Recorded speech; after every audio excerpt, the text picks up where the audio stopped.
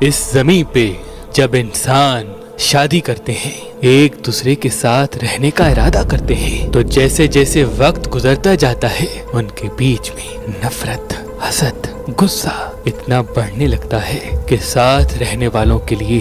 ساتھ رہنا محال ہو جاتا ہے۔ اس کا سب سے بڑا سبب یہ ہے کہ جب انسان شادی کرتے ہیں وہ لمحات، وہ ایام نحس ہوتے ہیں۔ امام جعفر صادق علیہ السلام نے فرمایا کہ چاند کی روشنی جنات کی دنیا پہ اثر رکھتی ہے، اور اسی چاند کو دیکھ کے جنات اپنی شادی کے ایام طے کرتے ہیں۔ جنات کے 5 اقسام ہوتے ہیں: غزل دام، کہن دلام، مرام ماستت، پس پلابو، جگر ممتاز۔ جب آسمان میں چاند نظر آتا ہے پہلی تاریخ سے لے کے 3 تاریخ تک، تو غزل دام خوش ہوتے ہیں، شادیاں کرتے ہیں۔ لیکن جو غزل دام قبائل کے جنات ہیں جن کی شادیاں نہیں ہوتی، وہ جب یہ دیکھتے ہیں کہ انسان ان ایام میں شادی کر رہے ہیں تو وہ اس شور و گل میں آ کے دیکھنے لگتے ہیں اور انہی انسانوں کے ساتھ رہنا شروع کر دیتے ہیں، اور وہ میاں بیوی کے بیچ میں جھگڑے کرواتے ہیں، گھر کے لوگوں میں جھگڑے کراتے ہیں۔ وہ یہ سمجھتے ہیں کہ جب ہم خوش نہیں تو انسانوں کو بھی خوش رہنے کا حق نہیں۔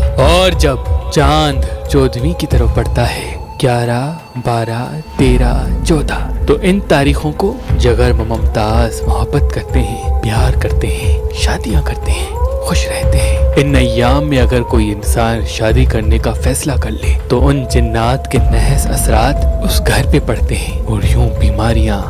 رزق میں تنگی، پریشانیاں عیاں ہو جاتی ہیں۔ اور جب چاند آسمان پہ ختم ہونے لگتا ہے، غائب ہونے لگتا ہے، 27، 28، 29، 30، یہ وہ دن ہے جب جنات حد سے زیادہ نفرت کرتے ہیں، ایک دوسرے سے لڑتے ہیں، جھگڑتے ہیں، اور ان دنوں کالا علم، نظر، حسد، جادو زیادہ اثر رکھتا ہے۔ اور اسی دنوں میں اگر کوئی شادی کر لے تو اس کے نحس اثرات اس گھر پہ بھی عیاں ہو جاتے ہیں۔ اس لیے چاند کی تاریخوں کے حساب سے پہلی، دوسری، تیسری، 11، 12، 13، 14 اور 27، 28، 29، 30 ان تاریخوں کو شادی کے لیے نہ چنا جائے۔ اور امام جعفر صادق علیہ السلام نے فرمایا، جس گھر شادی ہو تو لڑکے والے اور لڑکی والوں کو چاہیے کہ صبح کا آغاز چاروں کل اور رات کا اختتام بھی چاروں کل سے کریں، اور بار بار اللہ سے دعا مانگتے رہیں کہ اے میرے اللہ، ہم اپنے آپ کو تیرے حوالے کرتے ہیں،